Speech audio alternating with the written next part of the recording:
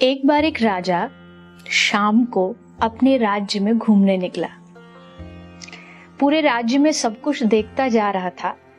तभी उसने देखा कि सड़क किनारे माटी में एक फकीर बैठा है और मिट्टी को हाथ में लेकर के एक बालक की भांति बच्चे की तरह उस माटी से खेल रहा है।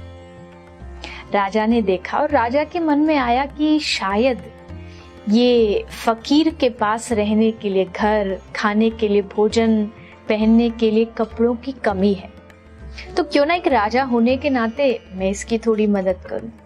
पर वो ये नहीं जानता था कि फकीरों की, संतों की मस्ती अलग होती है। राजा गया, संत से निवेदन किया कि महाराज आप मेरे राज्य में चलो और मेरे महल में रहो, मैं आपके लिए पूरी व्यवस्था कर दूंगा। फकीर मुस्कुराए और राजा से कहा कि ठीक है, अगर तुम मुझे अपने साथ ले जाना चाहते हो तो मेरी 4 शर्तों को तुमको मानना पड़ेगा। अगर वो शर्त तुम्हें मंजूर है तो मैं साथ चलूंगा। राजा ने कहा कहिए आपकी कौन सी शर्तें हैं। फकीर ने कहा मेरी पहली शर्त, मैं खूब सोऊंगा लेकिन तुम नहीं सोओगे। राजा बड़ा आश्चर्यचकित हुआ, फिर कहा कि चलो कोई नहीं, आप शर्तें आगे बताइए।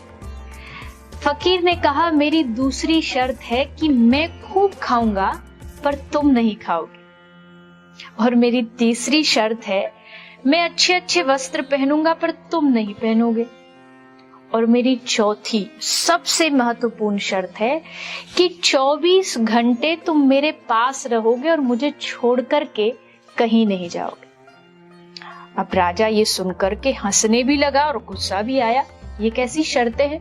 अरे मैं 24 घंटे आपके साथ रहूंगा, आपका ध्यान रखूंगा, तो फिर राज्य को कौन संभालेगा, और वैसे भी आप खाओ, आप पहनो और मैं कुछ भी ना करूं, ऐसे कैसे हो सकता है।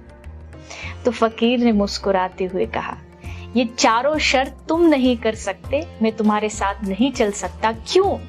क्योंकि तुम एक राज्य के बादशाह हो और तुम मुझे ये देने के लिए तैयार नहीं हो। पर तुम जानते हो मेरा बादशाह यानी मेरा भगवान ये सब शर्तें मंजूर करता है।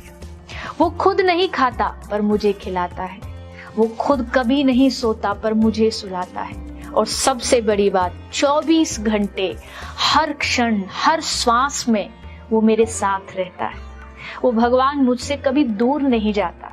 तो जब मेरे पास इतना बड़ा बादशाह है तो मैं तेरे साथ चल करके क्या करूं। राजा शर्मिंदा हो गया।